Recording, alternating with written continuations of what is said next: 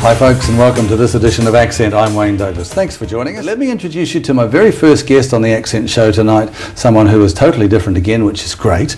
Denise Hosty, welcome to the program. Thank you. You are the head honcho, the lady that does all the creating and all the running of a new business, relatively new business called the Costume Studio. That's right. A very colourful job and a very colourful business. So before we get underway, we'll give the people at home a bit of a sample. Check this out.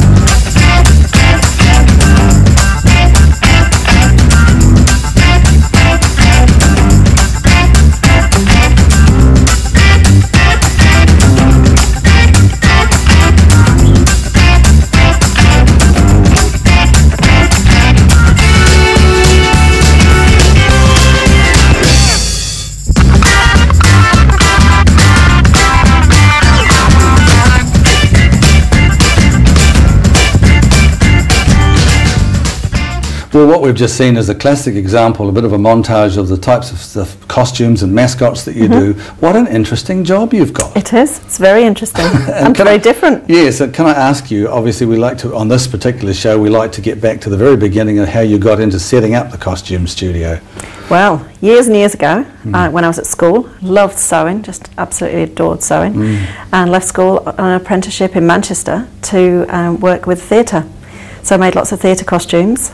And then eventually, years and years later, moved here, worked in the city, making costumes, and then set up my own business, the Costume Studio. And the business is going well, and here's proof of it. Congratulations, by the way. Thank you. The Enterprise North Shore 2008 Business Excellence Awards, and you won the Best New Startup Business Award, so congratulations. That's a great recommendation. It's a great recognition, too, of what you're doing. So, I mean, I guess it's also a sign, if you like, of the success of the business and what you do being correct. That's right. So what is it that you do you think that it makes the business successful? We do things that nobody else does in New Zealand. We make a lot of costumes. All our costumes are one-offs, so we make to order, which is quite unique within New Zealand. Has it been an exciting journey for you in terms of setting it up and doing well to this stage? Yeah. Very, very exciting. And every day is different, and I'm learning as I go. And I think the award has really made me appreciate that other people do take us now seriously. So it's been great. I can see this big sign over you that says creativity. That's obviously who you are, but without that natural creativity that you've got, and I don't know whether you work with others or not in terms of a team or whatever, but you have a natural creativity that makes something like this unique. Would that be a fair comment? That's right, yeah. I've got a big team behind me as well. I've got pattern makers, cutters, machinists, props makers, people who specialise in gluing and painting, and so there's a big team of us who worked towards getting this award. It wasn't just me. So. Yeah. Great. It's always better when it's a team effort, I suppose. Absolutely, as well. Yeah. But you run it as a business, and obviously there's paperwork to do and lots of backroom stuff that makes the job just that little bit harder sometimes, I guess. Yeah, it is, and I've had to learn all that because I'm not a business person. I'm a creative person. So. What do you think it would be fair comment? Just give us some candid stuff from you, I guess, as to some of the hard parts of the journey as such in setting up a business. Lots and lots of hard parts. Where do we start? Where we started was I didn't have anything to do. I needed a job. I was made redundant. I needed a job, and it's what do you do when you've got a passion for making costumes? There's nobody else who was doing what I wanted to do, so I had to do it on my own. And starting up a business wasn't really anything that I've ever done before. So it's very different from anything else, isn't it? Absolutely, yeah. And also not easy. Then you begin to form a team, and that's another dimension in terms of business as well. Has that been a learning curve for you in terms of a team dynamic? Yeah. Getting the right team is really, really important, and I feel I've got a really good team, so it's great. Also, we see on the table here, these are amazing. They're wrong. They're not my size. You could have at least bought something up that was my size. One size fits all. Absolutely. But one of the things that also came through with that montage is that children are a big part of who you create for, as well as adult mascots and football teams. And but then adults are children as well. Yeah, I mean that's a good point. There's a little bit of child in all of us, and do you capitalise on that as well? Yeah, I think so. Yeah, we do. Children are really, really important to what. That's a lot of our work is geared towards children.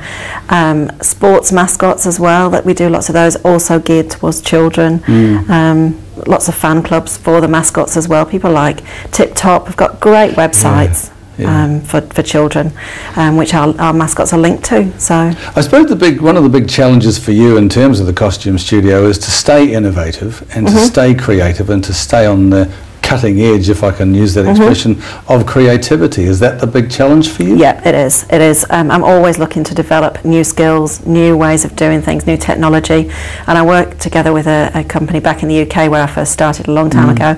And we do bring that technology now to New Zealand. So it's great. And we're really sort of growing our mascot business in that way. The costumes not so much, but the mascots definitely are growing that way. So, and of course, you're no stranger to TV work and video work, because a lot of what you do also is providing costumes and costumes overall for TV ads. Tell us a little bit about how you got into that, because that's a growing thing too, isn't it? It is, and there's always another costume that needs to be made for the endless amounts of TV ads that we work on.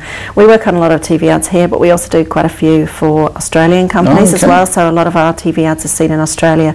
In fact, we've done more for Australia than we have actually for New Zealand. The big one that people would know a lot of our work from would be the Cadbury's Morrow Gold ad with all the squirrels. Yes. Yeah. So we made 45 squirrels for that ad. Quite a few. How long did that take you? These are the ones that all leap out of the forest. That's right. Chase the car and everything. We've all seen it. It's great. They're chasing the van. That's a huge job. It was huge, yeah. It was massive. It was our biggest task yet. So, but we achieved it. We didn't have long to do it. Good for the bank balance, I would imagine. Oh yeah, it was good. It was good. Yeah. But you do have to price things as well. You are a business, and so while it's a lot of fun and a lot of hard work, it's got to pay off in the end. It does. Everybody works with a budget, though. That we're given a budget, so we have to design something that will fit within that budget as well. So things like the Morrow Gold, there was 3 different type of squirrels, which were all made to 3 different budgets. So nobody would really know that. But so squirrel suits to design. Absolutely. Hey, look, it's been wonderful having you on the show. Thank you. Keep up the good work, as we look forward to seeing lots more of those TV ads coming through. Is there a website that people can go to? There is, certainly, www.costumestudio.co.nz. That's nice and easy. Denise Hosty, thanks for joining us. Thank you. It's been fun.